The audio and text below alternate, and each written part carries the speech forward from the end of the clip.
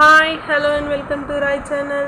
இன்றைக்கி நம்ம ராய் சேனலில் சளிக்கான ஒரு சூரணம் தாங்க பார்க்க போகிறோம். இந்த சூரணம் ரொம்ப மகத்துவம் வாய்ந்ததுங்க. இதை நீங்கள் சாப்பிட்டீங்கன்னா தொடர் வறட்டு இருமல் சளி கண்டினியூஸாக ஒருத்தவங்களுக்கு சளி நிறைய இருந்துகிட்டே இருக்கும் பாருங்கள், அவங்களுக்கு இதெல்லாமே தொண்டைக்கட்டாக இருக்கிறவங்களுக்கு எல்லாமே குணமாயிடுங்க. பெரியவங்க ஒரு ஸ்பூன் அளவுக்கு காலையிலையும் மாலையிலையும் 3 நாளைக்கு சாப்பிட்டு வந்தாங்கன்னா குணமாயிடும்.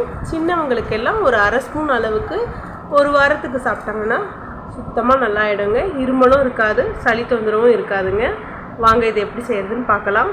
இந்த மாதிரி நான் இன்க்ரீடியன்ஸ்லாம் எடுத்திருக்கேன். இது எல்லாமே 25 கிராம் அளவுக்கு. இது பார்த்திங்கன்னா அரிசி திப்ளிங்க, இப்படி தான் இருக்கும், மருந்து கடைங்களுக்கு கிடைக்கும். 25 கிராம் எடுத்திருக்கேன். மிளகு 25 கிராம், சீரகம் 25 கிராம், ஏலக்காய் ஒரு 25 கிராம், ஒரு பெரிய துண்டு அளவுக்கு சுக்கு. இது எல்லாமே இப்போ நம்ம எடுத்திருக்கோம். இது எல்லாம் தனித்தனியாக வறுக்க போகிறோம். வறுத்துட்டு இதை அரைச்சி எப்படி சூரணம் பண்ணலான்னு பார்க்கலாம் வாங்க. ஃபஸ்ட்டு ஸ்டவ் ஆன் பண்ணி ஒரு பேன் வச்சுட்டு இந்த 25 கிராம் அளவான அரிசி திப்ளியை போட்டுக்கலாங்க. இதை இப்போ நல்லா வறுத்துக்கலாம்.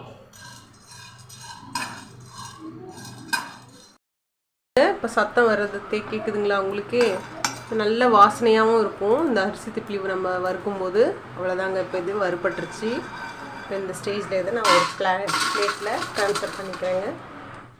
இது ஒரு பிளேட்டில் ட்ரான்ஸ்ஃபர் பண்ணிவிட்டு இப்போ அதே பேனில் 25 கிராம் அளவுக்கு சீரகம் வறுத்துக்கலாம்.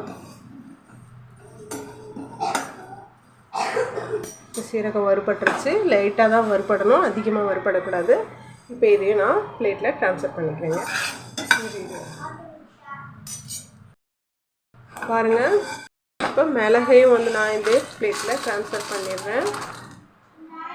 இப்போது இதே பேனில் நம்ம ஏலக்காவை ஆட் பண்ணிக்கலாம்.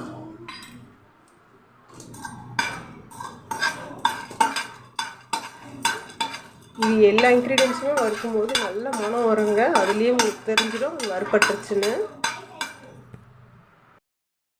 பாருங்கள், ஏலக்காவும் நல்லா வறுபட்டுருச்சு. நம்ம இதையும் ட்ரான்ஸ்ஃபர் பண்ணிடலாங்க. இப்போ இந்த சுக்கு அப்படியே லைட்டாக வறுத்துக்கலாம். ஒரு 2 நிமிஷம் வறுத்திங்கனாலே போதும்.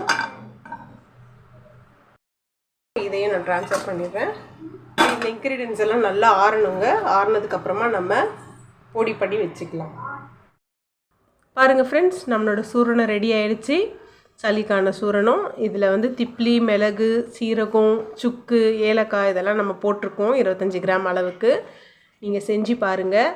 சளியெல்லாம் தொடர்ந்து நல்லா ஆகிடும். 3 நாளைக்கு சாப்பிட்டு பாருங்கள், சூப்பராக க்யூர் ஆகிடும் உங்களுக்கு. இருமல், வறட்டு இருமல், தொண்டை ஒரு மாதிரி கனமாக இருக்குது மாதிரிலாம் ஃபீல் பண்ணுறோம் இல்லையா, அதெல்லாமே நல்லா ஆகிடும் உங்களுக்கு. செஞ்சு பாருங்கள்.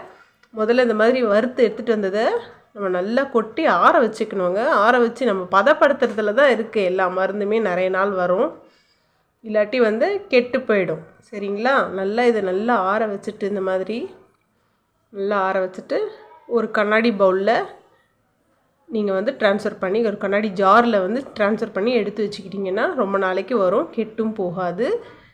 சளிக்கான சூரணப்பொடி. இதை நம்ம என்ன பண்ணணும்னா, இப்போ 2 ஸ்பூன் அளவுக்கு தேன் விட்டு குழச்சி நம்ம சாப்பிடணும். இப்போ நம்ம அதையும் எப்படி பண்ணுறதுன்னு பார்க்கலாம். இப்போது நான் இந்த மாதிரி ஒரு பிளேட் எடுத்துக்கிறேன்.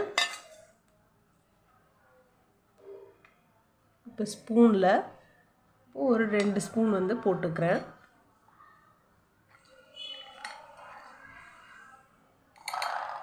பாருங்கள், 2 ஸ்பூன் போட்டுக்கிட்டேன். பாருங்கள்,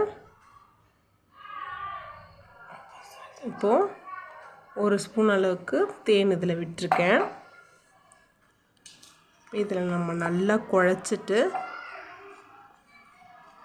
பசங்களுக்கு அப்படியே நாக்கில் தடவி விட்டுட்டோம்னாலே முழுங்கிடுவாங்க. தேன் இருக்கிறதுனால உங்களுக்கு அந்த விறுவிறுப்பெல்லாம் எதுவுமே தெரியாது. நம்ம சூரணம் ரெடி ஆகிடுச்சு பாருங்கள். இப்போ இந்த மாதிரி நம்ம ரெடி பண்ணி நம்ம சாப்பிட்டு வந்தோம்னா எல்லாமே நல்லா ஆகிடுங்க. நீங்கள் செஞ்சு பாருங்கள்.